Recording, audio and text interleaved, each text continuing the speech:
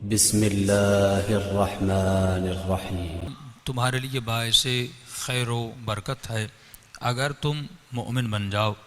تو یہ سوال اٹھتا ہے کہ آج ہماری زندگیوں میں خیر و برکت کیوں نہیں؟ آج ہماری زندگیوں میں پریشانیاں کیوں ہیں؟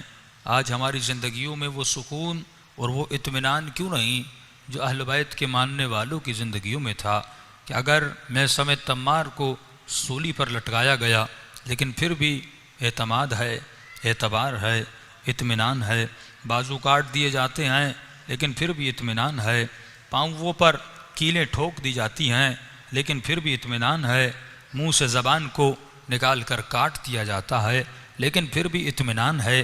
یہ کیسا اطمینان ہے؟ یہ کیسے ملے گا؟ تو مولا فرماتے ہیں یہ تب ملے گا جب تو اپنی روحانیت کو پروان چڑھائے گا، جب تمہاری روحانیت بڑھنے لگے گی۔ کہ مولا روحانیت کیسے بڑھے گی؟ تو امام نے فرمایا العقل ما عبد بہ الرحمن، جب تک تمہاری عقل مضبوط نہیں ہوتی۔ آج ہمارے معیار الگ ہو گئے کہ ہم کہتے ہیں قبلہ عزت دار کون ہے، عزیز کون ہے؟ تو معاشرے میں عزت دار اسے سمجھا جاتا ہے جو اچھے کپڑے پہنتا ہے، عزت دار اسے سمجھا جاتا ہے جس کے ہاتھ میں آئی فون کا موبائل ہو۔ کہ ہمیں بعض اوقات مومنین کہتے ہیں قبلہ اچھی گاڑی رکھ لیجئے، 2 گارڈ رکھ لیجئے کہ 4 لوگ آگے ہوں گے 4 لوگ پیچھے ہوں گے تو معاشرے میں ان لوگوں کی عزت ہوتی ہے۔ تو میں کہوں گا کیا کہنا امام زمانہ کے، نہ آج مولا کے گارڈ ہیں نہ مولا کے پاس گاڑی ہے۔ کبھی مومنین کو عرفات کے میدان میں نظر آتے ہیں، کبھی مومنین کو اربعین کی زیارت کرتے ہوئے نظر آتے ہیں۔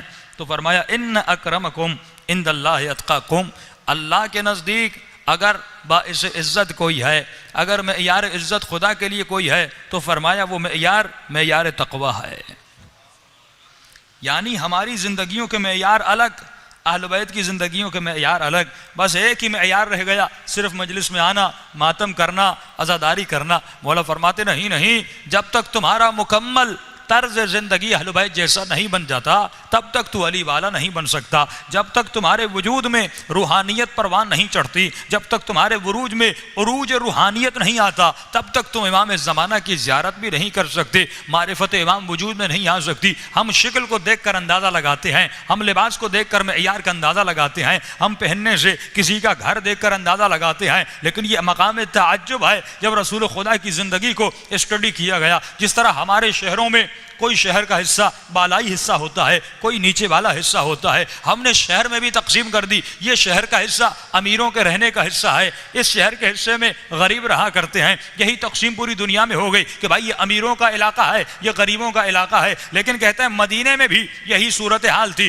مکے میں بھی یہی صورتحال تھی۔ کچھ ایسا علاقہ تھا جہاں پہ امیر رہا کرتے تھے، جہاں پر راتوں کو شراب نوشی ہوتی تھی، جہاں پر راتوں کو غنم ہوتا تھا، جہاں پر راتوں کو موسیقی ہوتی تھی، محفلیں لگتی تھی۔ فرمایا نبی نے اپنی 40 سال عمر کے حصے میں کبھی بھی نبی اس حصے کے مکے میں نہیں گئے کہ جہاں پر امیر رہا کرتے تھے، جہاں پر شراب پی جاتی تھی۔ یعنی میرے نبی وہاں سے گزرے بھی نہیں۔ پوری زندگی میرے نبی اگر رہے تو غریبوں کے ساتھ رہے۔ اگر مولا علی کی زندگی کو اسٹڈی کریں گے تو علی رات کے اندھیروں میں اس فقیر کے ساتھ بیٹھا کرتے ہیں، وہ فقیر جس کا کبھی سر دباتے ہیں، جس کے کبھی پاؤں دباتے ہیں، کبھی اپنے ہاتھوں سے اسے لقمہ کھلاتے ہیں، اور وہ پوچھتا ہے آپ کون ہیں؟ مولا فرماتے ہیں میں تمہارا دوست ہوں، تو میرا دوست ہے۔ یعنی علی اگر کسی کے ساتھ رفاقت رکھتے ہیں تو اس کے ساتھ رفاقت رکھتے ہیں جس کے دل میں مال دنیا کی محبت نہیں۔ فقیر ہے اگر محبت ہے تو پروردگار عالم کی محبت ہے۔ یہی بلال حبشی رنگ کالا ہے، جب رسول خدا کے ساتھ بیٹھتا ہے، ان اعراب کے ساتھ بیٹھتا ہے، کہتا ہے یا رسول اللہ آپ نے اپنی مسجد کا گلدستہ اسے بنایا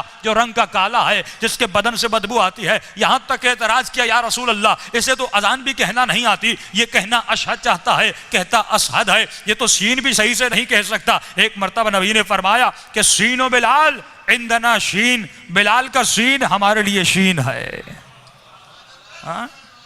اللہ صلی اللہ۔ یہ کیوں کہا گیا؟ کیونکہ اس میں مقام عبادت اور مقام عروج روحانیت تھا۔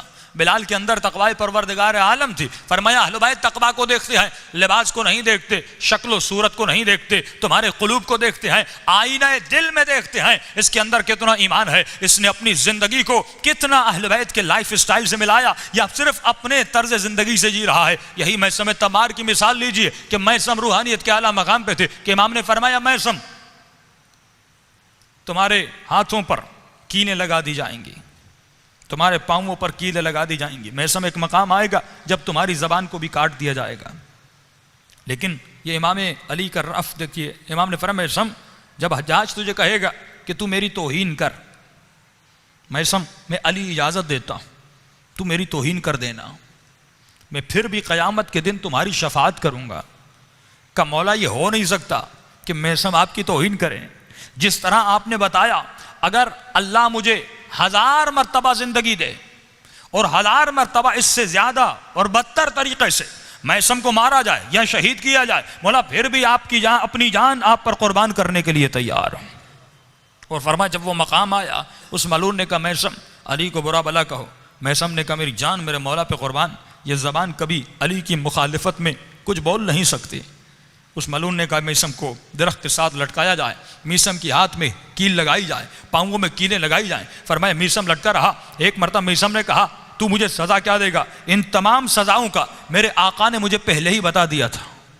تو یہ ملعون کہتا ہے بتا تیرے مولا نے کیا کیا بتایا؟ کہ مولا نے بتایا تو میرے ہاتھوں پہ کیل لگائے گا، تو مجھے گستاخی کرنے کے لیے کہے گا، تو میری زبان کو کاٹے گا۔ یہ ملعون کہتا ہے میں تمہارے مولا کو علیاذ باللہ جھوٹا ثابت کروں گا، میں تمہاری زبان کو نہیں کاٹوں گا۔ کہ ایک مرتبہ کہ میسم کو اسے لٹکایا جائے۔ فرمایا 3 دن تک میسم لٹکا رہا۔ ایک مرتبہ میسم نے آواز دی اے کوفے والو آ جاؤ، میسم تمہیں کچھ کہنا چاہتا ہے، تجھے کچھ بتانا چاہتا ہے۔ کہ ایک مرتبہ میسم نے میرے آقا کے فضائل کو پڑھنا شروع کر دیا کہ میرا مولا وہ ہے جو قبلوں کو سجدہ کرتا ہے، میرا مولا وہ ہے جس کے چہرے کو دیکھنا عبادت ہے، جس نے کبھی کسی بت کو سجدہ نہیں کیا۔ فرمایا حسنین جوانان جنت کا بابا ہے تو میرا مولا ہے، سید کائنات سیدہ کا کوئی شوہر ہے تو میرا مولا ہے، نبی کا اگر کوئی داماد ہے تو میرا مولا ہے، فاتح خیبر و خندق ہے تو میرا مولا ہے۔ کہ اس نے فضائل کو پڑھنا شروع کیا۔ ایک مرتبہ حجاج کو پتا چلا کہ جہاں میسم لٹکا ہوا ہے وہاں پر لوگوں کا ہجوم ہو گیا۔ کہ یہ ہجوم کیسا ہے؟ کہ میسم نے علی کے فضائل کو پڑھنا شروع کر دیا ہے۔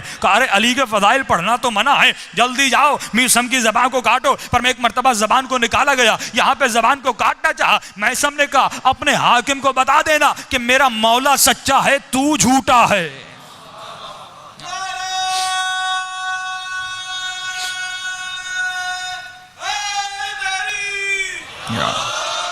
میرے مولا نے سچ بولا تھا کہ میسم تمہاری زبان کاٹی جائے گی، تو نے جھوٹ بولا کہ تو نے وعدہ کیا کہ زبان کو نہیں کاٹے گا، لیکن تو دوبارہ زبان کو کاٹ رہا ہے۔ یہ وہ ہے جو مقام روحانیت پر پہنچا ہے، یہ وہ ہے جو مقام عروج پر پہنچا ہے۔ یہی میسم تمار جب کشتی میں سوار ہوتے ہیں، فرمایا ایک مرتبہ اللہ اکبر کی آواز کو بلند کرتے ہیں۔ لوگوں نے پوچھا میسم کیا ہوا؟ کہ حاکم شام ابھی واصل جہنم ہوا۔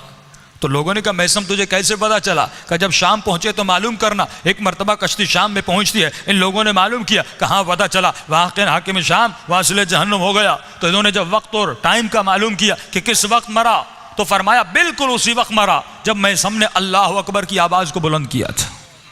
یہی حبیب ابن مظاہر ایک مرتبہ میسم تمار اور حبیب آپس میں باتیں کر رہے ہیں۔ حبیب نے کہا میسم تجھے اسی درخت کے ساتھ لٹکایا جائے گا، تمہاری زبان کو کاٹا جائے گا، محبت علی کے جرم میں میسم تجھے شہید کیا جائے گا۔ ایک تیسرا شخص کھڑا ہے کہ میں پریشان تھا، یہ کیسی باتیں کر رہے ہیں، تجھے مارا جائے گا، کیوں مارا جائے گا؟ ایک مرتبہ اس نے کہا آپ کیسی باتیں کر رہے ہیں؟ اس نے کہا جو ہم جانتے ہیں وہ تم نہیں جانتے، جو ولایت کے صدقے میں ہمیں ملا ہے وہ تمہیں نہیں ملا۔ ایک مرتبہ میسم تمار نے کہا حبیب اگر مجھے علی کی محبت میں مارا جائے گا تو تجھے حسین ابن علی کی محبت میں کربلا میں شہید کیا جائے گا، تمہارے سر کو کاٹا جائے گا اور اسی گلی سے تمہارا سر گزرے گا۔ یہ تیسرا شخص کہتا ہے میں ان کی باتوں کو سن کے بڑے تعجب میں تھا، ارے ان کو پتا ہے تو کیسے ہے، لیکن مجھے یقین تب آیا جب وہ وقت آیا، میں نے اپنی آنکھوں سے دیکھا میسم کی زبان کو کاٹا گیا، علی کی محبت کی جرم میں شہید کیا گیا، لیکن وہ وقت بھی میں نے دیکھا جب کوفے کی گلیوں میں جناب حبیب ابن مظاہر کا سر لایا گیا۔ میں نے اس وقت کہا واقعاً یہ بندگان خدا تھے۔ یہ علم کہاں سے ملا، یہ روحانی طاقت کہاں سے ملی؟ فرمایا جو ولایت علی ابن ابی طالب کے دروازے میں آ جاتا ہے، جو علوم اہل بیت سے استفادہ کرتا ہے، اہل بیت علیہم السلام ان تمام تر طاقتوں سے ان کو نوازتے ہیں۔ آج مسئلہ یہ ہے کہ ہم نے اپنی دنیاوی طاقتوں کو تو پاورفل کیا۔ آج اتنا تو ہے کہ میں ڈاکٹر ہوں، میں پی ایچ ڈی ہوں، میں انجینئر ہوں، میں نے اتنا دنیا میں پڑھا لکھا، میں فلاں عہدے پر فائز ہوں، لیکن مولا فرماتے ہیں یہ دنیاوی عہدے اپنی جگہ، تم نے ترقی کی، اپنے لیے ترقی کی، اپنے اولاد کے لیے اچھا گھر بنایا، اپنے لیے اچھی گاڑی لی، اپنے اسباب زندگی کو تم نے فراہم کیا، لیکن یہ بتا تم نے اپنے روحانی مقام کو کتنا بلند کیا؟ آج تمہاری روحانیت کس لیول پر ہے؟ آج تمہارا اسپریچول پاور کس لیول پر ہے؟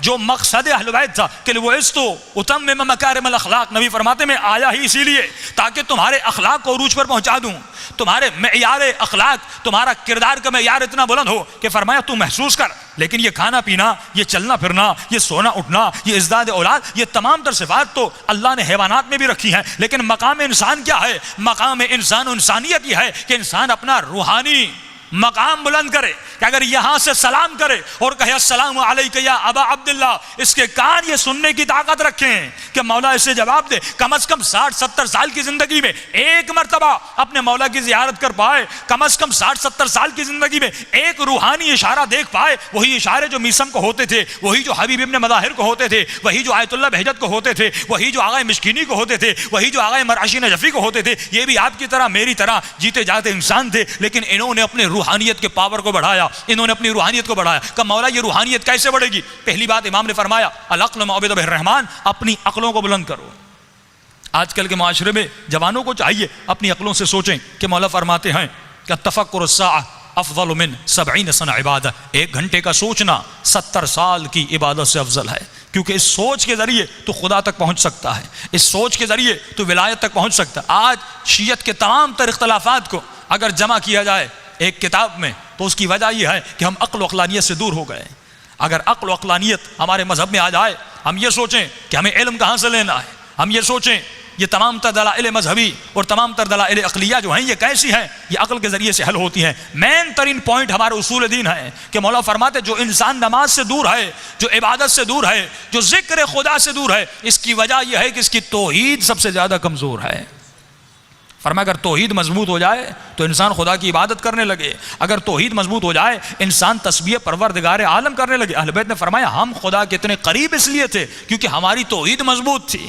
تم نے اللہ کو مانا صرف سنی ہوئی باتوں سے، کہ آج اگر پوچھا جائے کہ خدا ہے تو کیوں ہے، اس کے وجود پر چند دلائل دیجئے، شاید نوجوان 4 دلائل دے سکیں، شاید کوئی بچہ دلائل نہ دے سکے۔ جب بچہ باپ سے پوچھتا ہے بابا خدا ہے تو کیسے ہے، اس باپ کے پاس بھی کوئی جواب نہیں ہے۔ فرمایا اسٹڈی کرو، سوچو اور سمجھو، اپنے رب تک پہنچ سکتے ہو۔ اگر توحید مضبوط ہوگی تو نبوت مضبوط ہوگی۔ اسی لیے امام سے پوچھا کہ مولا اگر قیامت کے دن خدا نے سوال کیا کہ تم نے مجھے کیوں مانا، اور اگر آپ نے جواب یہ دیا کہ پروردگارا میں نے باپ کے کہنے پہ تمہارا کلمہ پڑھا، میں نے مولوی کے کہنے پر آپ کا کلمہ پڑھا، تو اللہ کی آواز آئے گی یہ دلیل قابل قبول نہیں۔ اگر میں تمہاری یہ دلیل مان لوں تو اس بت پرست کی دلیل بھی بڑی مضبوط دلیل ہے کہ جب اس سے پوچھا جاتا ہے کہ تم نے بتوں کو سجدہ کیوں کیا، وہ کہتا ہے کیونکہ میرے آبا و اجداد نے کہا، میرے محلے والے نے کہا، میرے رشتہ داروں نے کہا، جس ماحول میں پلا اسی ماحول میں بڑا ہوا۔ مولا فرماتے مومن مچھر کی طرح نہیں ہوتا، جہاں کی ہوا چلی وہاں پہ چلا جائے۔ مومن مضبوط پہاڑ کی طرح ہوتا ہے، اس کے عقائد مضبوط ہوتے ہیں، یہ اپنے اصولوں کا کبھی سودا نہیں کرتا،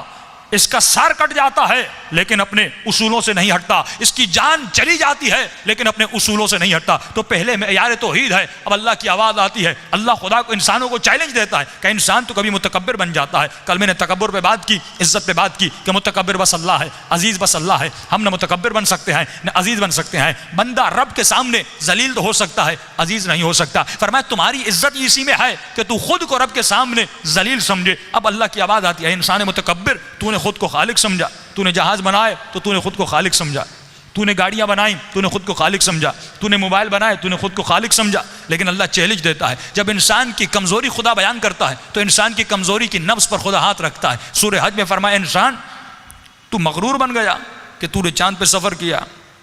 آج انسان میں غرور آ گیا، کہتا میں خود خالق ہوں، میں چاند پہ چلا گیا، میں نے اتنی چیزیں بنائیں۔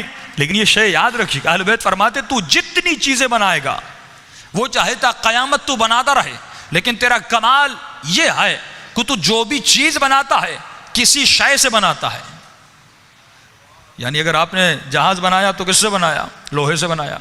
گاڑی بنائی لوہے سے بنائی، شیشہ بنایا مٹیریل جو دنیا سے نکلا زمین سے نکلا اس سے بنایا، کپڑے بنائے کپاس سے بنے۔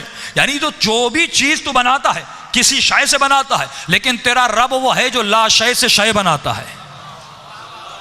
کچھ بھی نہیں تھا اس نے کچھ بنا دیا، کن کہا فیکون ہو گیا۔ تیرے رب کا کمال ہے۔ اب وہی خدا چیلنج کرتا ہے، اے انسان غافل، اے انسان متکبر، تو تکبر میں آ گئے کہ تو نے کچھ بنایا، کہ میں اللہ تمہیں چیلنج کرتا ہوں، تم میری مکھی جیسی ایک مکھی بنا کر دکھا۔ یہ مکھی کتنی چھوٹی، کل میں نرس کیا نا، تو میری مکھی جیسی ایک مکھی بنا کر دیکھا. یہاں تک کہ خدا نے چیلنج کیا کہ مکھی تو اپنی جگہ، اگر تجھ میں طاقت ہے، اگر تجھ میں دم ہے، تو فرمایا جب تو سفرے پہ بیٹھتا ہے یہ مکھی تمہارے کھانے سے ایک ذرہ منہ میں لیتی ہے اور چلی جاتی ہے، اگر طاقت ہے اسے روک کر اس کے منہ سے یہ ذرہ نکال. فرمایا جب تو کمزوری پہ آ جائے تو ایک مکھی کو نہیں پکڑ سکتا، لیکن جب میں تجھے عزت دیتا ہوں، جب روحانی مقامات عطا کرتا ہوں، تو میرے ملائکوں سے بھی زیادہ آگے بڑھ جاتا ہے. اگر انسان عقل و عقلانیت کو استعمال کرے، اگر اپنی روحانیت کو استعمال کرے، تو اتنے اعلیٰ ترین منازل پر فائز ہو سکتا ہے جس کا تصور یہ نہیں کر سکتا. اسی لیے ارشاد ہوا کہ شکر کرو اس رب کا جس. اگر آپ ہمارے لیٹسٹ ویڈیوز کے بارے میں جاننا چاہتے ہیں تو ہمارے چینل کو سبسکرائب کریں اور بیل آئیکن کو پریس کریں. شکریہ.